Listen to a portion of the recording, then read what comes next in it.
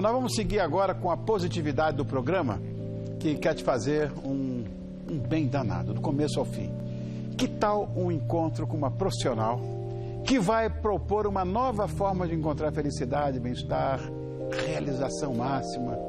Ela é a única Master Coach brasileira com mestrado em Psicologia Positiva Aplicada e nos explica os conceitos fundamentais da teoria e como levá-la para o dia a dia, a partir de exercícios, de atividades práticas. Estou recebendo Flora Vitória. Boa noite, meu amor. Boa noite. Você está boa? Como é que você está? Muito bem. Você passou pela porta do meu camarim quando eu estava trocando de roupa. Exatamente. Com a porta aberta.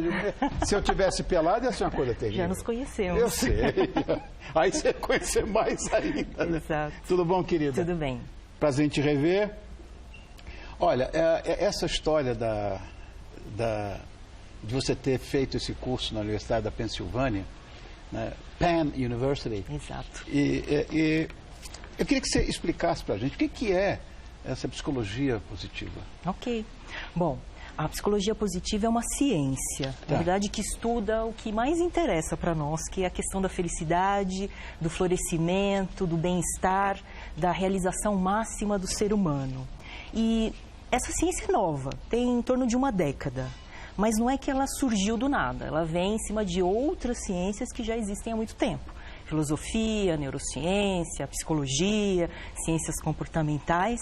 Então, na verdade, a psicologia positiva, ela focou nessa questão do que existe de positivo no ser humano. Como é que a gente faz para o ser humano atingir a máxima potencialidade e se tornar feliz nesse processo? Então, é um tema apaixonante e eu fui estudar lá na Universidade da Pensilvânia, que é uma das maiores universidades dos Estados Unidos, né? Fundada lá por Benjamin Franklin, a primeira universidade. Verdade. E que investe, assim, milhões todos os anos em pesquisa. Eu ouço muito, Flora, que não existe base científica para a psicologia.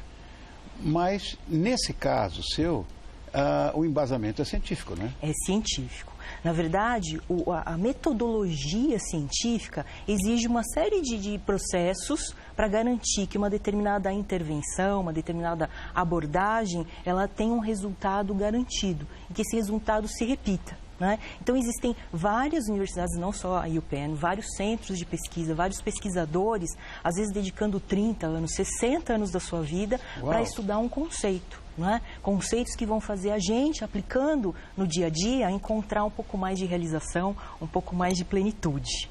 Existe esse estereótipo, né, Flávia, de que o dinheiro, as viagens, sei lá, coisas materiais, casamento, são as principais, vamos dizer, causas para se ser feliz, ou as coisas para se ser feliz. O quanto realmente esses elementos são importantes para isso? É muito interessante. Para a felicidade pessoal. Exatamente. É muito interessante. Você perguntar para qualquer pessoa o que realmente te faz feliz, o que você acha que você precisa para ser feliz, as pessoas vão falar dinheiro, saúde, um bom casamento. Né? Quer dizer, elementos que são circunstâncias. E muitas pessoas buscam isso ao longo da sua vida inteira. Esses pesquisadores começaram lá uma década atrás, capitaneados por Martin Seligman, que é considerado o pai da psicologia positiva, começaram a estudar quais dessas circunstâncias realmente afetam o nível de felicidade e bem-estar. E eles descobriram algo muito interessante. Por exemplo? Alguns elementos, por exemplo, viver numa democracia rica. Né? Quer dizer, viver num país que tenha condições de você se desenvolver. Afeta a felicidade, é um efeito forte. Quer dizer que nós brasileiros somos todos infelizes, então. Né? E essa questão, mas é um elemento estatístico. Vamos dizer assim, quem vive em democracias ricas tem uma leve tendência a ser um pouco mais feliz. Mas elementos como, por exemplo, o dinheiro e a saúde, que parecem tão óbvios para a felicidade, sim, não impactam quase nada. É mesmo? Desde que exista um mínimo. Então, assim, a diferença de uma pessoa que ganha, vamos supor, 300 mil reais no ano, versus alguém que ganha 1 milhão de reais no ano, não tem diferença no impacto da felicidade. Agora, claro, quem ganha menos, eles consideram um número básico para ter dignidade, 60 mil dólares ano, não consegue ser muito feliz porque não consegue atender às necessidades básicas. Mas acima desse número, se vai ter muito mais dinheiro, não vai afetar a felicidade.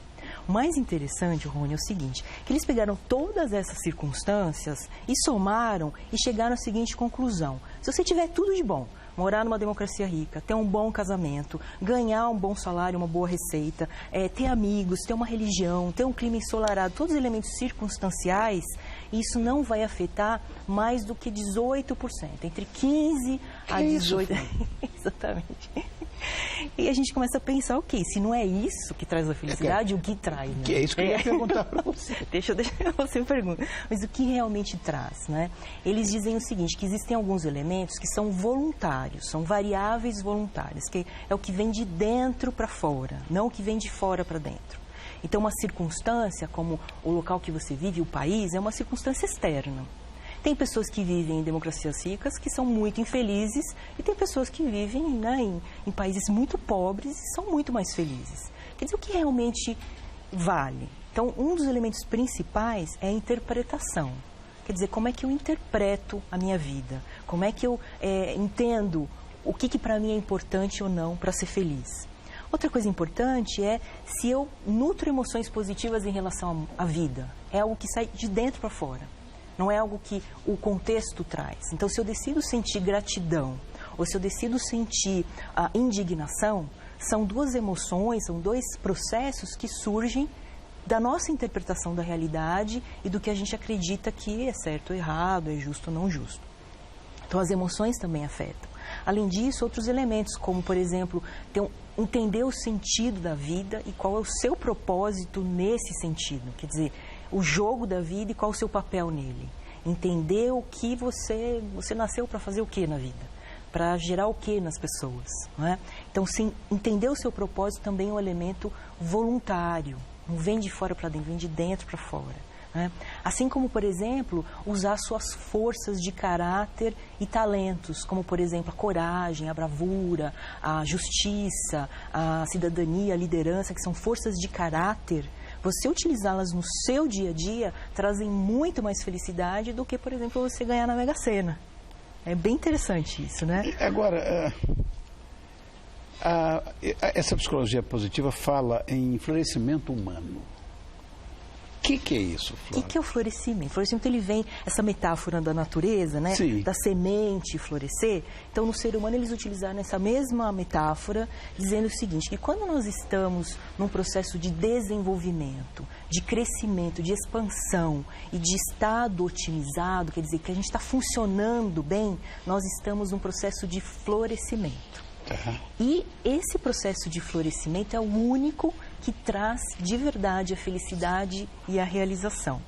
O outro processo, que é o languishing, ou na verdade murchando, é quando você não tem emoções positivas, não tem propósito de vida, não tem metas, não tem relacionamentos positivos, então você começa a encolher, você estagna na vida e isso não traz felicidade. Então, o florescimento humano é quase que um sinônimo de felicidade. Para você ser feliz, você tem que florescer. E isso vem lá dos grandes filósofos, lá desde Aristóteles, dizendo que você só é feliz quando você está se desenvolvendo, crescendo como ser humano, evoluindo, na verdade. Né? A própria natureza exige essa evolução para que você tenha satisfação, para que você se sinta feliz. Então, o florescimento é quase que um sinônimo para a felicidade. E como é que eu posso trazer a psicologia positiva para o meu dia a dia, para o meu cotidiano? Tá.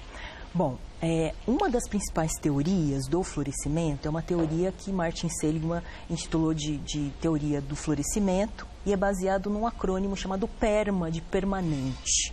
E ele traz 5 pilares fundamentais. O P de Positive Emotions, ou emoções positivas, que, por exemplo, para você ser mais feliz, você tem que desenvolver essas emoções positivas. Por exemplo, a gratidão.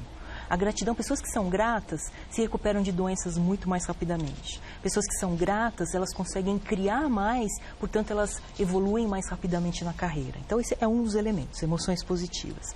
O segundo elemento, que é engajamento, o uso das forças de caráter, é o seguinte: se você descobre quais são seus talentos, suas paixões e utiliza no seu dia a dia, no seu trabalho, com a sua família, você também vai ser mais feliz, que é o segundo pilar. Descobrir suas forças, seus talentos e utilizar.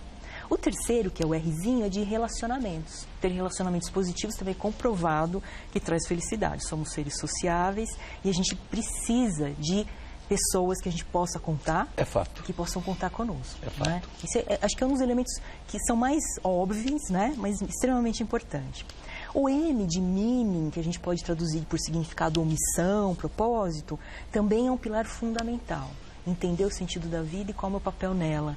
E quando você descobre que o seu propósito é usar suas características, os seus talentos em prol das pessoas à sua volta ao meio, né? Por exemplo, você é uma pessoa que encanta as pessoas, que inspira as pessoas, tem uma perspectiva, uma inteligência que você usa para você se sentir bem, mas você usa para as pessoas. Então, quando você usa os seus talentos, as suas forças para as pessoas à sua volta, você tem um senso de qual é o propósito aqui, qual é o meu sentido, né? Isso as pessoas não encontram, né? Interessante isso. É. No Semeando Felicidade, que é seu livro, a capa está aí, criançada?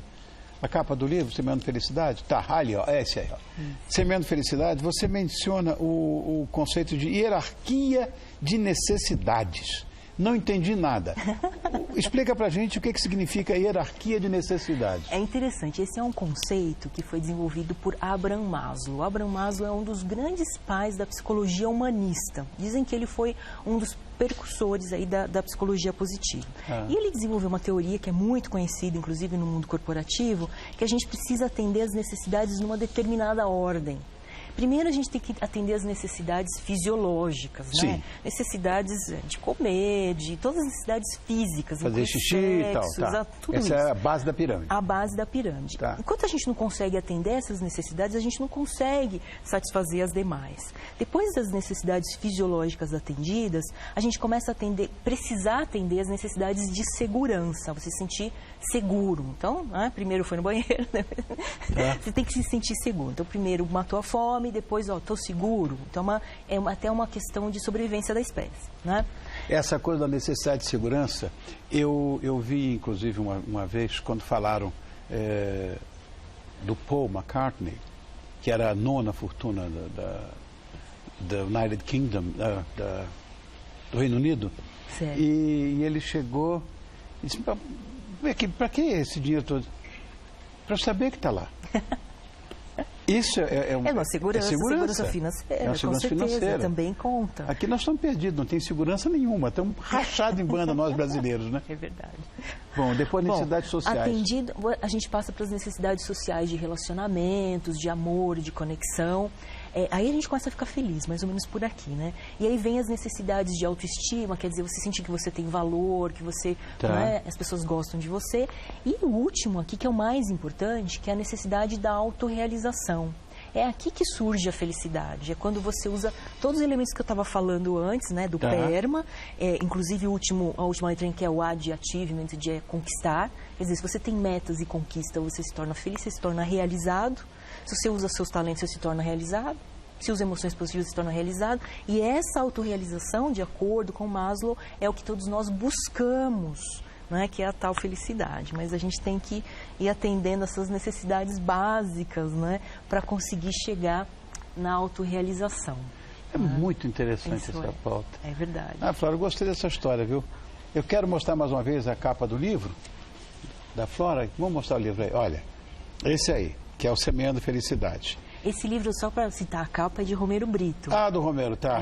Tá lá em Miami, ganhando todo o dinheiro do mundo. Deve estar feliz. Flora Vitória, mestre em Psicologia Positiva, autora desse livro. Muito obrigado, querida, por estar conosco, viu? Uma honra e um privilégio estar aqui com você hoje. Imagina, que bobagem. Obrigado, meu amor, obrigado. Com certeza, obrigada.